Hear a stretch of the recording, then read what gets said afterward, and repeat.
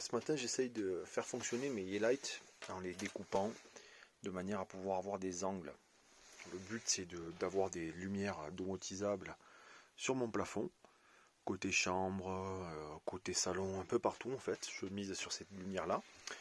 Donc j'ai fait plusieurs adaptations sur les lumières comme ça. La première, c'est l'adaptation électrique pour que ça soit en embout directement 24 volts et non pas sur un 230 qui est transformé en 24 volts, puisque c'est des LED 24 volts.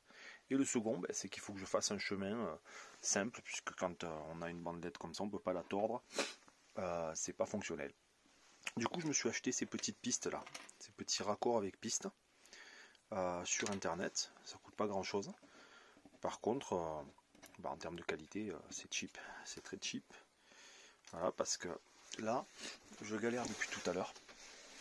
J'ai réussi à faire un raccord. Donc le principe, c'est qu'il faut découper. Vous voyez là, j'ai découpé au cutter la piste et la bande. Et j'ai dénudé. Alors par exemple, ce qu'on va le voir, c'est des endroits où il y a des pistes. Ici, là. Voilà, j'ai découpé pile poil ici. J'ai enlevé le silicone. Et puis c'est cette partie-là qui fait contact que je suis venu prendre. Alors, c'est pas très complexe en soi, hein. C'est juste des petites pinces.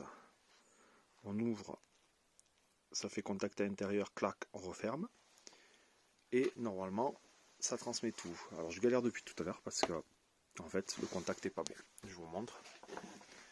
Hop, je me suis posé la question 15 000 fois et en fait c'est juste que, hop, voilà, que ces petites broches là, finalement il faut appuyer beaucoup plus fort.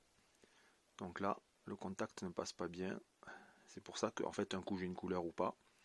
C'est parce que c'est du RGB, donc j'ai le positif qui passe, mais ceux du milieu font mal contact. Voilà. Donc je vais essayer de trouver une solution. C'est un début d'idée qui est pas trop mal, mais il faut vraiment que j'améliore le contact à l'intérieur. La pince, c'est pas terrible du tout. Voilà pour les petits travaux sur les lumières de bon matin. C'est parfait. J'ai réussi à trouver la solution. Et là on voit que c'est bien stable. En fait, à l'intérieur de ces petits rebords là, qui du coup sont larges. Alors merci la mise au point. Voilà, à l'intérieur j'ai carrément utilisé des bouts de silicone que j'avais découpés. Je les ai insérés dans la piste, enfin dans le clips, de manière à créer